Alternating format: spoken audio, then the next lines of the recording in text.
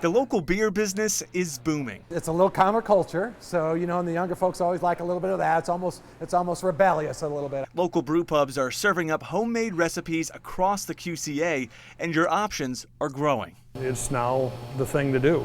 It's gone full circle. On both sides of the river, local brews are flowing at record levels. Front Street Brewery and Bent River were some of the first to tap in. Owner Steve Zeidema started Front Street back in 1992, and they were the first. We are the oldest operating brew pub in the state of Iowa. Not long after, a local beer boom began. Across the Mississippi, Bent River brewed their first barrels in 1998, and over the last 10 years, they've thrived. We've never had a single-digit growth year since then.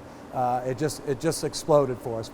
This brewing renaissance has thrived here in the Quad Cities for the past 2 decades, but to get the full story on Quad City breweries, you have to look way back to the Civil War era. This is kind of how beer business was done back in the 1880s. Mike Wenthe worked in the beverage business for more than 40 years. At the same time, he slowly but surely turned his home into a museum of QC brewing history. And if he describes it, obsessive, I guess, would be the word.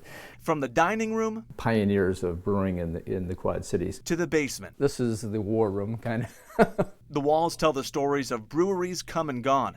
Finding success in the late 1800s was tough. The smaller breweries, in order to stay alive and be competitive, instead of cutting each other's throats, decided to merge. Rock Island Brewing Company on the Illinois side, the Davenport Malting Company across the river.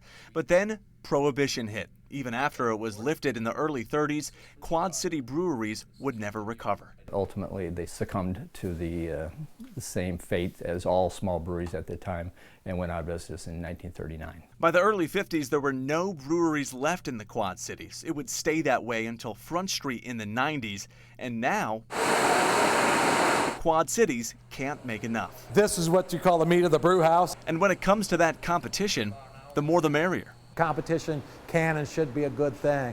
And I love the excitement that's being brought to the industry by all the new places. The more breweries that pop up around here, the busier we get.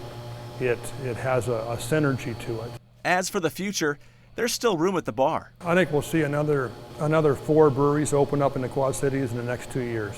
And when it comes to the cardinal rule for any newcomer, well, just ask the expert. The advice is always make good beer. That's at the end of the day, just make good beer.